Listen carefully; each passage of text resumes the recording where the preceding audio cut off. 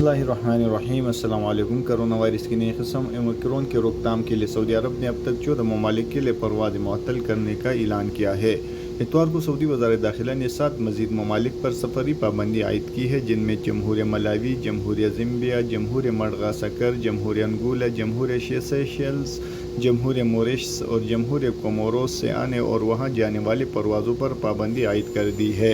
इससे कबल जुमे को वज़ारत दाखिला ने ओमिक्रॉन के सामने आने के बाद 7 ममालिक के लिए परवाज़ मुअत्तल करने का ऐलान किया था, जिनमें जनूबी Africa, Namibia, Zimbabwe, Mozambique, Botswana, Eswatini और लेसोतो शामिल है। मज़कूरा 14 ममालिक से परवाज़ें सऊदी अरब आ सकेंगे और न इन ममालिक के लिए कोई परवाज़ें जाएगी।